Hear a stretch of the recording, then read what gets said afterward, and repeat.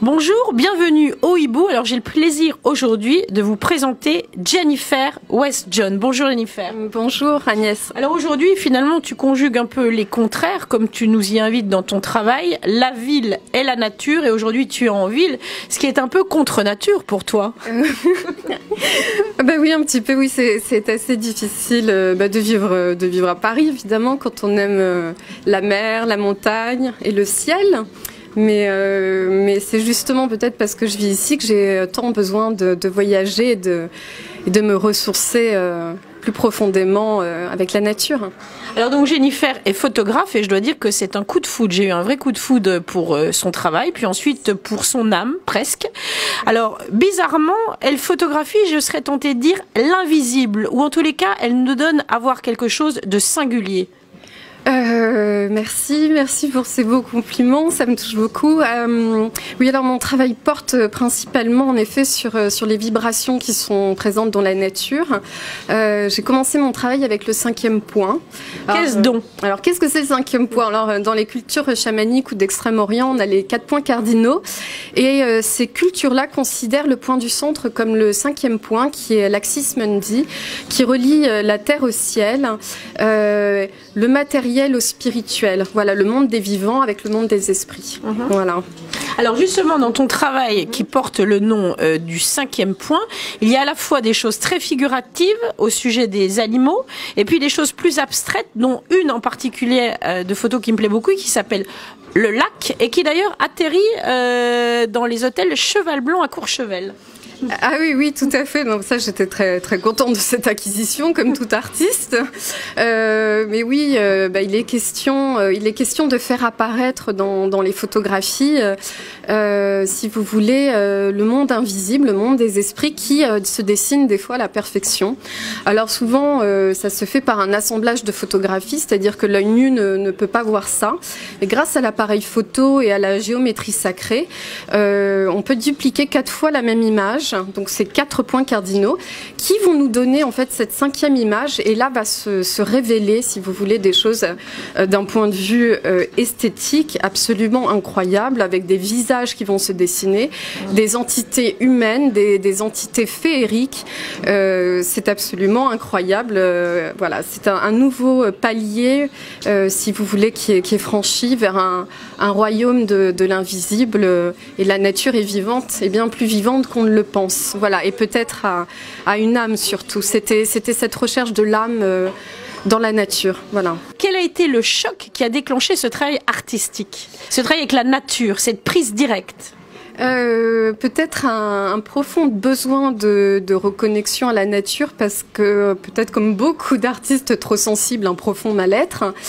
Et Agnès, une fois on a discuté avant de se rencontrer, tu as dit quelque chose de très beau, qui était de l'addiction à la création. Donc je pense que j'ai eu la chance de prendre ce chemin-là, c'est-à-dire que plutôt de tomber dans l'addiction, il était temps de créer, de sortir quelque chose de son âme, de ses possibilités intellectuelles et physiques, et d'essayer d'aller sur un chemin d'évolution, un chemin évolué de beauté.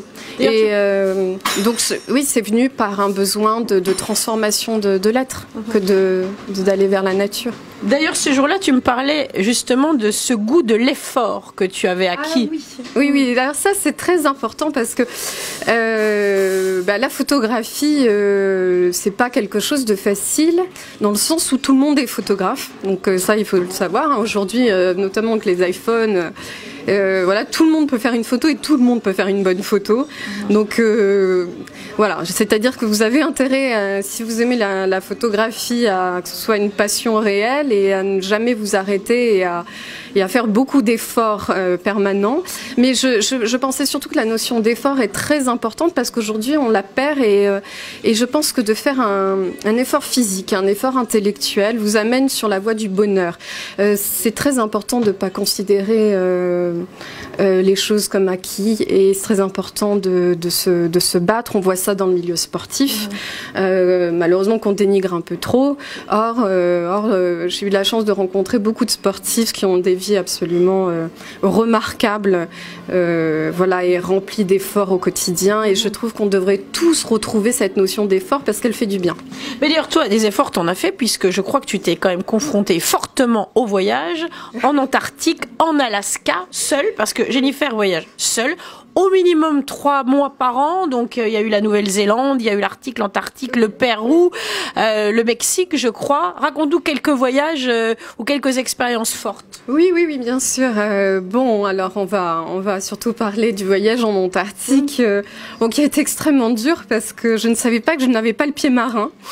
Donc, c'est-à-dire que vous embarquez un mois sur un brise-glace, vous avez des vagues en permanence entre 8 et 10 mètres. J'aime autant vous dire que c'est un cauchemar et que la seule solution c'est de prendre sur vous. Voilà, donc un mois, vous vomissez vos tripes pendant un mois, c'est très difficile. Mais en même temps, c'est un voyage où j'ai été télétransportée aux origines du monde. Voilà, j'avais jamais vu ça de ma vie. S'il fallait le refaire, je le referais, même si c'était très dur. Mais arriver dans des terres qui vous semblent vierges, écoutez, c'était juste absolument incroyable. Et il y a eu aussi des rencontres, des rencontres avec des animaux, voilà, qui ont été bouleversante là-bas, et ça m'a fait évoluer et sans doute mûrir beaucoup sur notre condition d'être humain. Et voilà, une fois, on était en Géorgie du Sud et on n'avait pas le droit évidemment de s'approcher trop des animaux parce qu'en tant qu'être humain, on peut leur transmettre des pathologies, des gènes, donc il faut faire très attention. Mais j'ai eu une rencontre qui était très difficile parce que j'avais un petit pingouin devant moi qui avait le ventre ouvert en sang et qui était en train de mourir debout. Et alors je me suis dit, voilà, lui il n'a pas d'hôpitaux, il n'y a pas d'anesthésiant, il n'y a rien, il n'y a personne autour de lui, il est là, il meurt debout.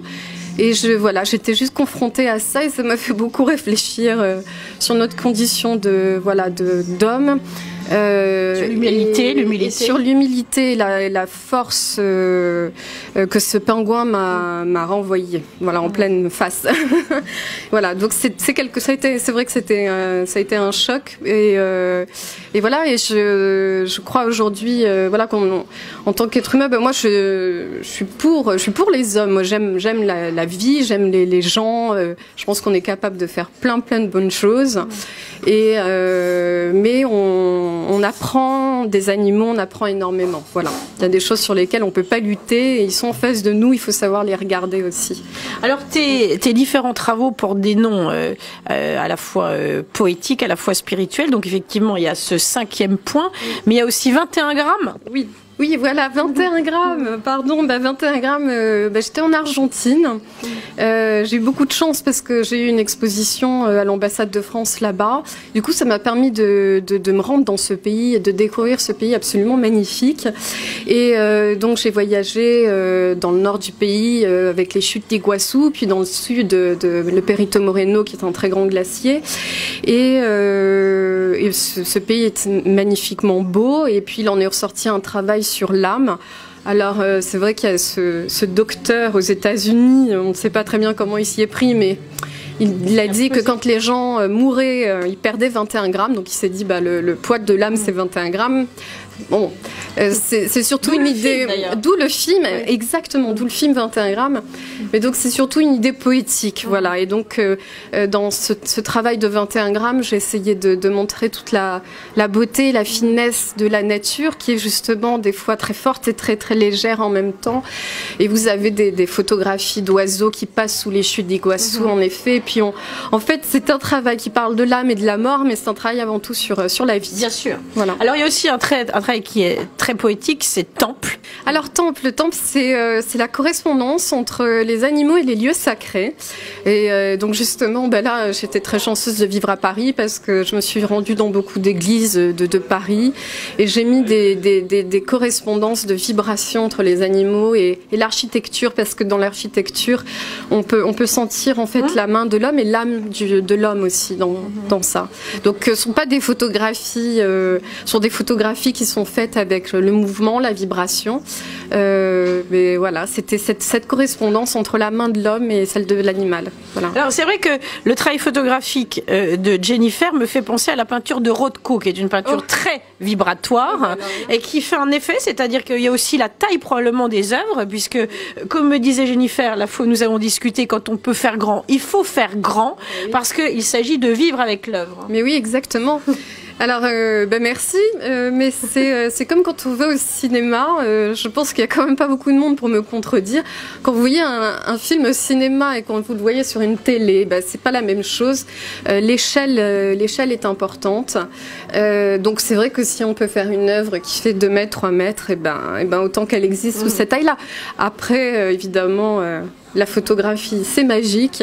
Donc on peut changer les dimensions, mais c'est vrai que la taille est quelque chose d'important parce qu'on a justement un champ vibratoire magnétique en rapport avec l'image qui est en face de vous, qui va vous absorber ou vous allez vous même lui envoyer des énergies. Il y a une correspondance. Il y a une interaction. Merci. Absolument. Voilà. Alors d'ailleurs, il se trouve que tu as exposé effectivement plutôt en plein air. Hein. Tu as exposé sur les voies sur berge. Oui. Alors Ségolène Royal t'adore, Madame Hidalgo aussi. Non. J'ai eu de la chance que Madame Royal me donne son haut patronage. Oui. D'ailleurs, Madame, ainsi que l'UNESCO et Madame Hidalgo, j'ai eu beaucoup de chance qu'elle, avec la ville de Paris, qu'elle produise mes tirages. Donc j'ai eu énormément de chance et je les remercie encore. Oui, donc je tenais en fait à des expositions gratuites, grand public.